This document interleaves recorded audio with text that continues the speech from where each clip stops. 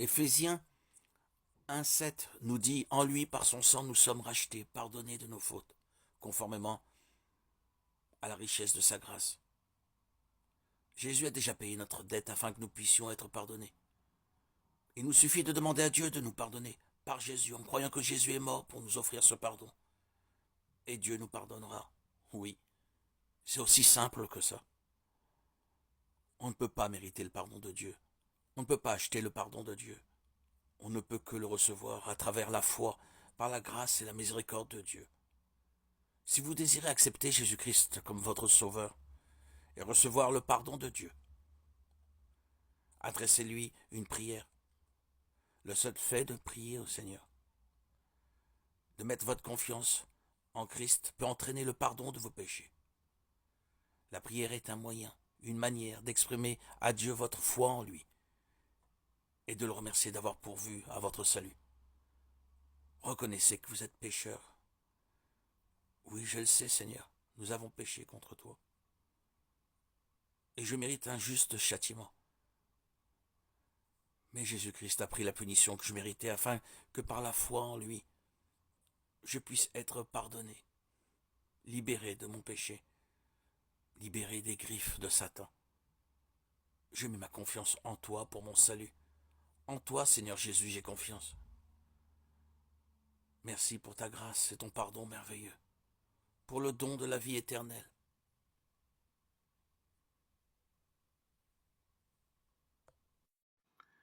Laisse-moi me charger des résultats, suis-moi où que je te conduise, sans t'inquiéter de la tournure que peuvent prendre les événements. Envisage ta vie comme une aventure où je suis à la fois ton guide.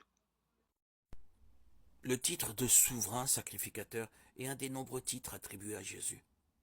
Messie, Sauveur, Fils de Dieu, Fils de l'homme, ami des pécheurs. Chacun de ces titres met en valeur un aspect particulier de sa personne et ce que cet aspect signifie pour nous. Dans l'épître aux Hébreux, Jésus est appelé souverain sacrificateur, Hébreux 2, 17, 4, 14.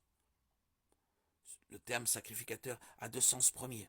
D'abord, celui de médiateur du culte religieux, ensuite celui de personne sainte, mise à part pour ce service.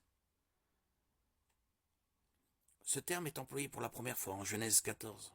Abraham, l'ami de Dieu, est parti en guerre pour sauver son neveu Lot, capturé par l'armée d'Élam.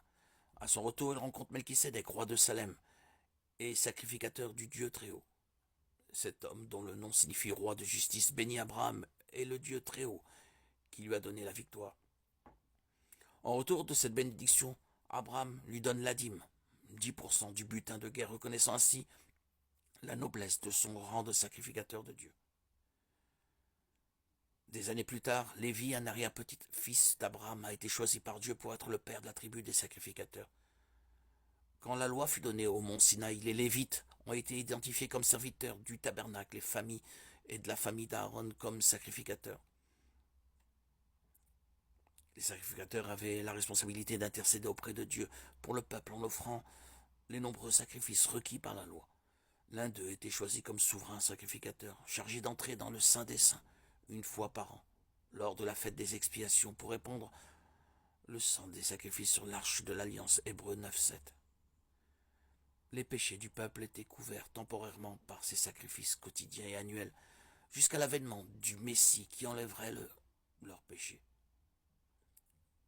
Ainsi, Jésus est appelé notre souverain sacrificateur, en référence à ces deux sacerdoces précédents.